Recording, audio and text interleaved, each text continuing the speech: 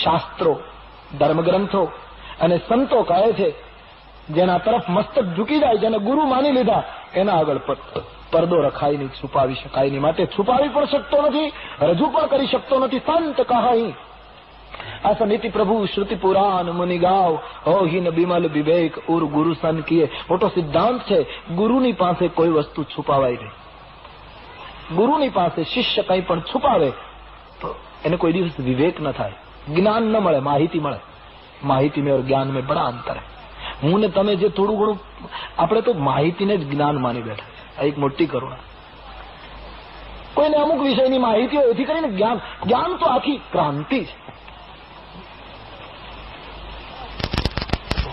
ગુરુની પાસે છુપાવું, મેં તમને ગુરુ માન્યા, આપ સંત છો, પરમ વિવેકી. હવે તમારી પાસે છુપાવું તો સાચો વિવેક ન પ્રગટે, ધર્મગ્રંથો ના પાડે. બહુ સાચી વાત છે, ગુરુની પાસે છુપાવાય નહીં. મહાભારતનો પ્રસિદ્ધ પ્રસંગ, પરશુરામજીએ પ્રતિજ્ઞા કરી.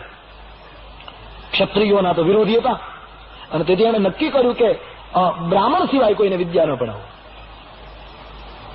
ક્ષત્રિયને વિદ્યા ન આપવું. હવે પરશુરામ જેવી શસ્ત્ર વિદ્યા કોઈ પાસે એ કાળમાં નહીં, અને બ્રાહ્મણ સિવાય કોઈને ભણાવે નહીં, તો ક્ષત્રિયો શસ્ત્ર વિદ્યા રહિત થઈ જાય. કર્ણને વિદ્યા ભણવાની ઈચ્છા, કર્ણ ક્ષત્રિય, બ્રાહ્મણ વગર પરશુરામજી ભણાવે નહીં.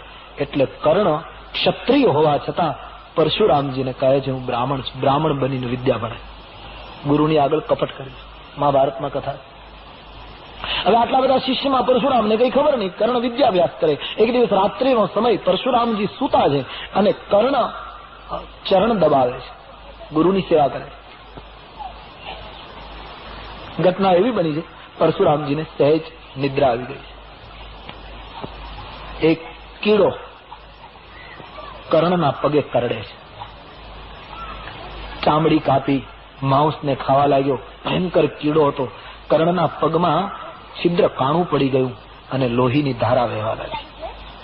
પણ એને એમ થયું કે જો હું સહેજ આમ હલી અને ઉભો થઈશ તો બાપજીની નિદ્રામાં બાધા પડશે, ગુરુની નિદ્રામાં વિક્ષેપ થશે. કર્ણ મજબૂત બનીને બેસી રહ્યો છે. લોહી એટલું બધું વહ્યું કે મહાભારતકાર કહે, લોહીનો રેલો, લોહીનો પ્રવાહ પરશુરામજીના પગની નીચે ગયો. પરશુરામજીના શરીરને કઈ ગરમ અનુભૂતિ થઈ, કઈ ઊનું ગરમ લાગ્યું. સોચને લગે કે એકદમ જાગ ગઈ ના. જોયું તો લોહી. કર્ણને પૂછ્યું, વત્સ બેટે, બાપજી આ લોહી ક્યાંથી? કર્ણે કહ્યું, બાપજી મારા પગને એક કીડો કાપે છે અને હું હલન ચલન કરું ને તો આપની નિદ્રામાં બાધા પડે, એટલે હું બેસી રહ્યો. તેથી એમણે જરા વધારે કાણું પાડ્યું છે પગમાં, અને એનું લોહી. તને કીડો કાપે અને તું બેસી રહ્યો. પરશુરામજીને થયું, આ બ્રાહ્મણ ન હોઈ શકે, આ બ્રાહ્મણનો સ્વભાવ જ નથી. બ્રાહ્મણની પ્રકૃતિમાં કીડો કાપે અને બેસી રહેવું એ શક્ય જ નથી. આ કોઈ ક્ષત્રિય હોવો જોઈએ. ક્ષત્રિયનો આ ગુણ બતાવે. અને એકદમ ઉગ્ર બની ગયેલા પરશુરામજીએ કર્ણને પૂછ્યું, તું જલ્દી બતાવ, તું બ્રાહ્મણ નથી, હું શાપ આપીશ. તું ક્ષત્રિય હોવો જોઈએ. તારો સ્વભાવ અને તારું વર્તન બ્રાહ્મણનું નથી. બ્રાહ્મણ આટલું સહન ન કરી શકે, ક્ષત્રિય જ હોવો જોઈએ. કર્ણ કાપવા લાગે છે. જલ્દી બતાવો ને તો શાપ આપું છું. કર્ણએ પ્રણામ કર્યા, માફી માંગી છે. બાપજી હું કર્ણ છું, ક્ષત્રિય છું, બ્રાહ્મણ નથી. આ બ્રાહ્મણ સિવાય કોઈને વિદ્યા આપવા તૈયાર નથી.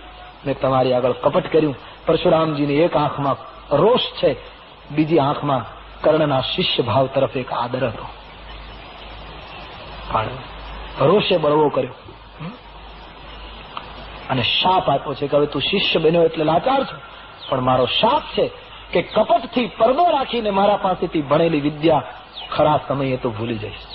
અને તેથી મહાભારતના મેદાનમાં કર્ણનો પરાજય છે, કારણ ગુરુની આગળ પડદો. હોહીન બિમલ વિવેક ઉર ગુરુ સન કિયે દુરાવ. ગુરુની આગળ છુપાવવાથી કાં તો ગુરુ બનાવતા પેલા ખૂબ વિચારજો, અને એકવાર જેને ગુરુ માનો પછી એની આગળ કોઈ દિવસ પડદો ન રાખશો. હજી એટલી બધી ઉતાવળ નથી. સ્વામી રામતીર્થને કોઈ પગે લાગવા જતા ને, ટેરીના જંગલમાં ફરતા ઋષિકેશ તરફ, તો કોઈ પગે લાગવા જાય તો સ્વામી રામતીર્થ પેલા ના પાડે, હમણાં ઉભો રહે, હજી ઉતાવળ નથી, 8 દિવસ તું મને બરાબર જોઈ લે, મારી ચારે બાજુ પૂછપરછ કરી લે, એક એક વસ્તુ, અને પરિપૂર્ણ જયારે તને સત્ય સમજાય ત્યારે મસ્તક નમાવજે, અને એકવાર નમાવ્યા પછી ટીકા ન કરીશ, હજી રાહ જો. આમ સ્વામી રામતીર્થ કહેતા. ઉતાવળ ન કરશો. શ્રદ્ધા મૂકતા પહેલા બહુ વિચારજો. એકવાર મૂક્યા પછી ઉઠાવશો.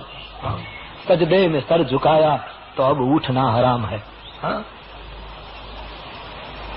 સર ઝુકા ઝુકા સજદે મેં સર. આપે પ્રસંગ સાંભળ્યો છે. સ્વામી રામતીર્થ કાશ્મીરમાં ફરતા હતા. પછી એક ફકીર બેઠો હતો, मुस्लिम फकीर. स्वामी रामतीर्थ सबके साथ दोस्ती रख लिया था. बड़े मस्त फकीर रहे स्वामी रामतीर्थ, बड़े मस्त सन्यासी भारतवर्ष के. अपने आप को बादशाह कहलाते थे, बादशाह राम. પહેરવામાં એક જ કપડું અને કહેते थे शहनशाह राम. तो फकीर बैठे थे तो सलाम कर दी. बोले बाबा, એમ જે વાતચીત કરે ફકીરની સામે મસ્જિદમાં નમાજ નહીં પેલી માંગ પુકારી. એટલે સ્વામીજીએ પેલા ફકીરને કહ્યું કે આપ નમાજ અદા કરને નહીં જાતે, નમાજ હો રહી. આને બહુ ગુસ્સે થઈ ગયા. સ્વામી રામતીર્થની ડાયરીમાં લખ્યું, ફકીર બહુ ગુસ્સે થઈ ગયા. मैं कोई गुનેगार थोड़ा हूं कि जाऊं. બોલે કેમ ગુનેગાર હોય કે હા, જે ગુનેગાર હોય એને પોલીસના થાણામાં સહી કરવા જવું પડે. मैं कोई गुनेगार थोड़ा हूं कि मस्जिद में जाकर बार बार नमाज. मैं पवित्र हूं, मुझे नमाज की कोई जरूरत. स्वामी रामतीर्थ गए, बड़ा मस्त आदमी है. 3 દિવસ એની સાથે રોકાયા. ત્રીજે દિવસે અચાનક એ ફકીરે કહ્યું, स्वामीजी आप देखो मैं नमाज अदा करता हूं. बोले आज क्या, आज इच्छा हो रही. तो लखे છે કે ફકીરે નમાજ અદા કરી. નમાજ અદા કરતા કરતા મસ્ત છેલ્લે નમાજ ફકીરે પ્રાણ છોડી દીધો. સજદે में सर झुकाया. स्वामी जी ने लिखा अब उठना हराम है. सर झुक गया तो झुक गया. જીવનમાં એકવાર નમાજી ફકીર પડ્યો, બસ પામી ગયો.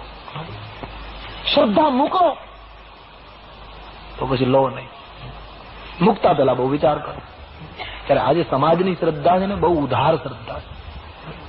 ઘડી કામ ઘડી. એટલા માટે સંતો કોઈ દિવસ સમાજ ઉપર નિર્ભર રહેતા નથી. સમાજને સંતો ઉપર નિર્ભર રહેવું પડે.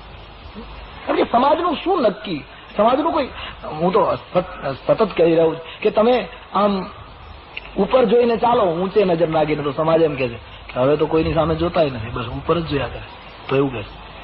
નીચે નજર નાખીને ચાલશો તો એમ કહે બસ હવે તો કોઈની સામે જ ક્યાં જુએ, બસ નીચું જ જોઈને ચાલે.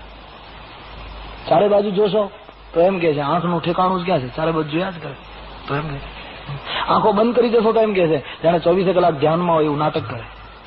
અને ફોડી નાખશો તો એમ કે છે એ તો કરેલા ભોગવવા પડે ને, એમાં છૂટકો છે. આ સમાજને પહોંચાય એવું છે જ નહીં.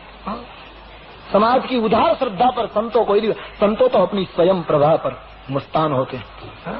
अपनी स्वयं प्रभा पर, પોતાની આત્મ સ્વીકૃતિમાંથી ગંગોત્રીમાંથી જે ફૂટ્યું હોય છે એના ઉપર એ લહેર કરે, ઉધાર ઉપર નહીં.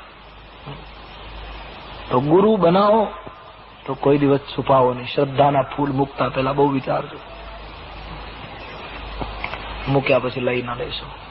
ગુરુની પાસે કપટ કરવાથી વિવેક થતો નથી. સિદ્ધાંત રજૂ કરી